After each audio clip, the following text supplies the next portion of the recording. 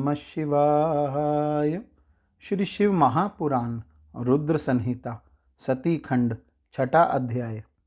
ब्रह्मा जी बोले, हे पुत्रवर, हे महाप्राज्ञ, अब संध्या के द्वारा किए गए महान तप को सुनिए, जिसके सुनने से पाप समूह उसी क्षण निश्चय ही नष्ट हो जाता है।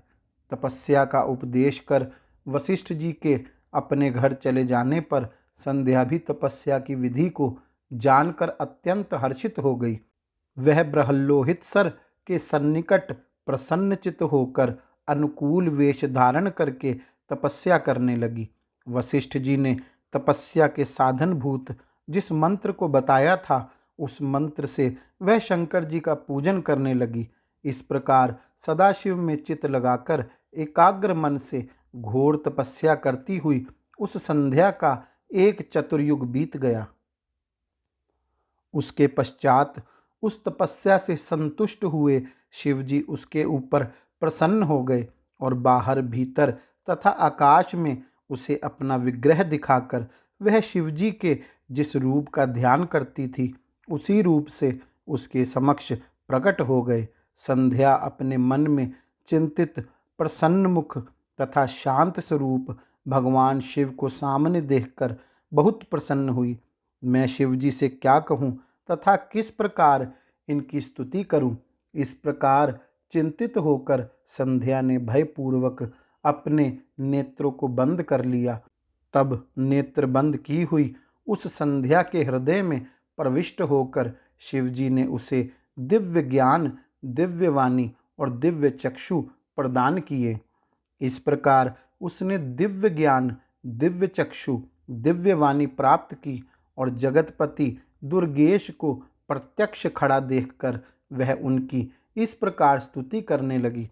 संध्या बोली, जिनका रूप निराकार, ज्ञानगम्य तथा पर है और जो ना स्थूल, ना सूक्ष्म, ना उच्च ही हैं तथा जो योगियों के द्वारा अंतःकरण से चिंत्य हैं, ऐसे रूप वाले लोककर्ता आपको नमस्कार है।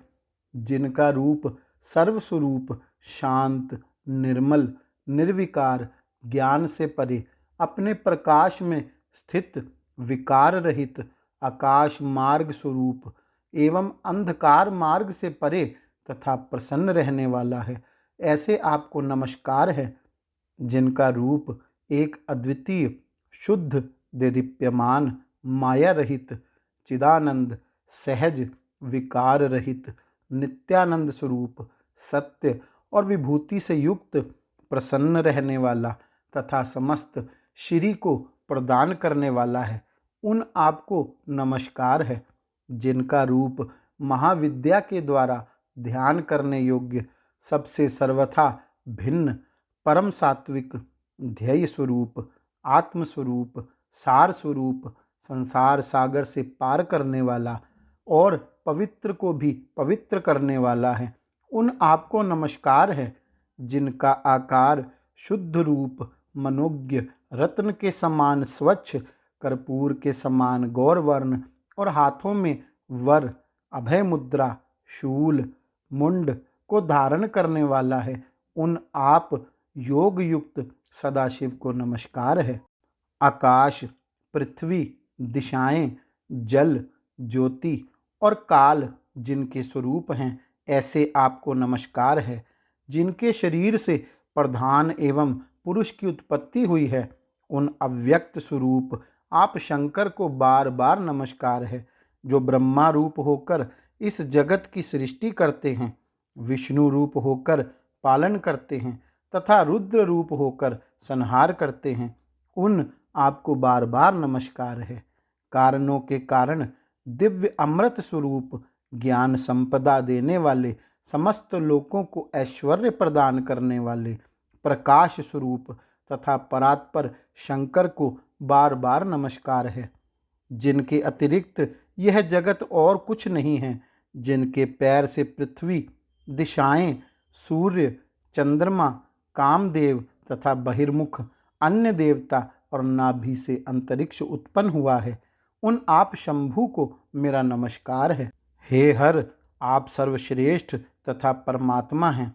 आप विविध विद्या हैं सद्ब्रह्म परब्रह्म तथा ज्ञान परायण हैं, जिनका न आदि है, न मध्य है और न अंत है, और जिनसे यह समस्त संसार उत्पन्न हुआ है। वाणी तथा मन से अगोचर उन सदाशिव की स्तुति किस प्रकार करूं? ब्रह्मा आदि देवगण तथा तपोधन महर्षि भी जिनके रूपों का वर्णन नहीं कर पाते हैं, उनका वर्णन मैं किस प्रकार कर सकती हूँ?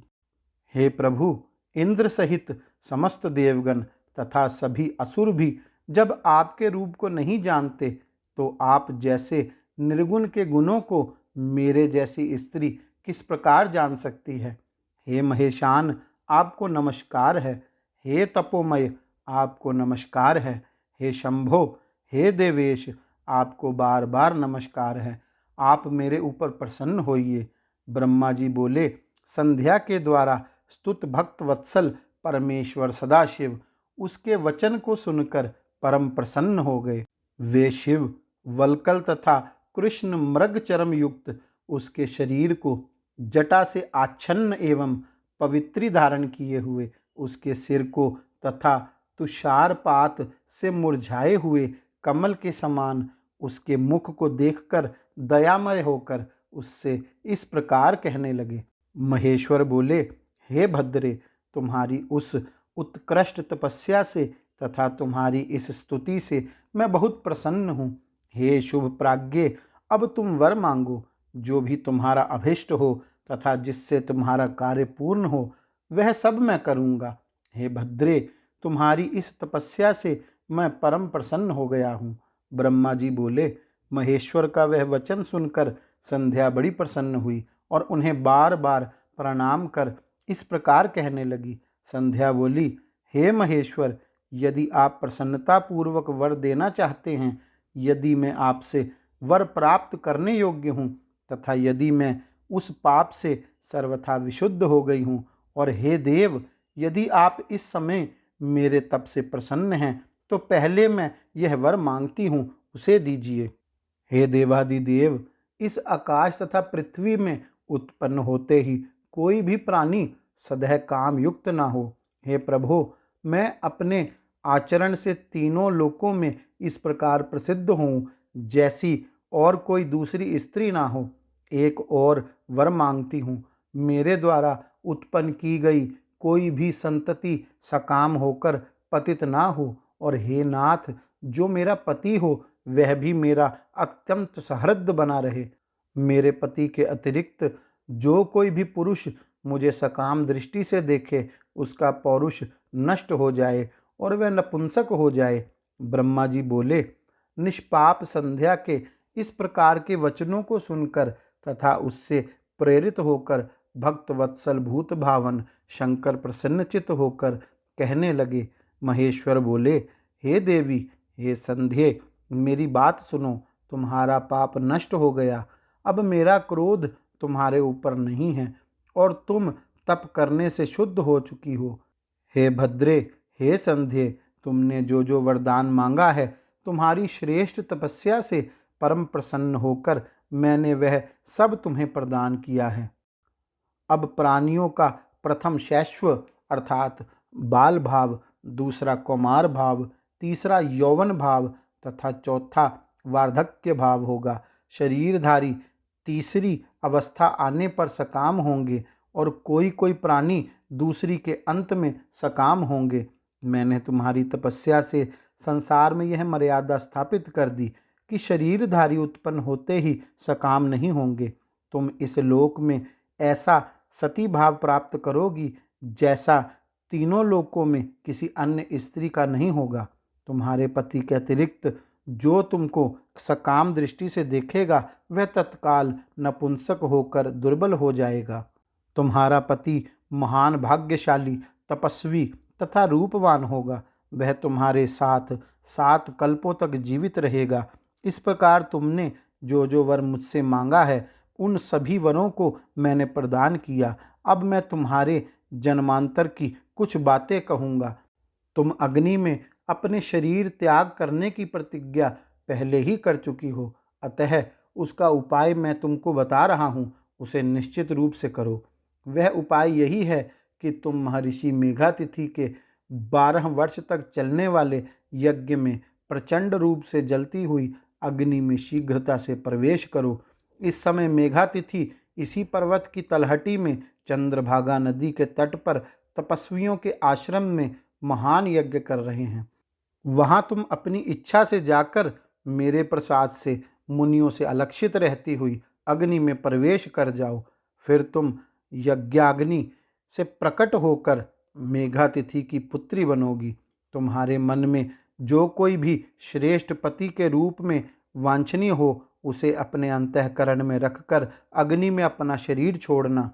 हे संध्या, तुम इस पर्वत पर 4 युग से घोर तपस्या कर रही हो। कृत युग के बीत जाने पर और त्रेता का प्रथम भाग आने पर दक्ष की जो शील संपन्न कन्याएं उत्पन्न हुई वे यथा योग्य विवाहित हुई। उनमें से उन्होंने 27 कन्याएं चंद्रमा को विवाह विधि द्वारा प्रदान की, किंतु चंद्रमा उन सभी को छोड़कर रोहिणी में प्रीति करने लगा। इस कारण जब दक्ष ने क्रोध से चंद्रमा को शाप दे दिया तब सभी देवता तुम्हारे पास आए थे। हे संध्या, उस समय तुम मेरा ध्यान कर रही थी, इसलिए वे देवगण जो ब्रह्मा जी के साथ आए हुए थे तुमने उनकी तरफ देखा नहीं, क्योंकि तुम आकाश की ओर देख रही थी। अब तुमने मेरा दर्शन प्राप्त कर लिया है। तब ब्रह्मा जी ने चंद्रमा के शाप को दूर करने के लिए इस चंद्रभागा नदी का निर्माण किया है। उसी समय यहाँ मेघातिथि उपस्थित हुए थे। तपस्या में उनके समान ना तो कोई है, ना कोई होने वाला है और ना कोई हुआ है। उन्होंने ही इस चंद्रभागा नदी के तट पर विधि पूर्वक ज्योतिष्टोम यज्ञ का आरंभ किया है। वहाँ अग्नि प्रज्वलित हो रही है, उसी में अपने शरीर को छोड़ो। इस समय तुम अत्यंत पवित्र हो, तुम्हारी प्रतिज्ञा पूर्ण हो। हे तपस्विनी, अपने कार्य की सिद्धि के लिए मैंने यह विधि बताई है। अतः हे महाभागे, तुम यहाँ मुनि के यज्ञ में जाओ और इसे करो। इस प्रकार वे देवेश उसका हित करके वहीं अंतर्ध्यान हो गए।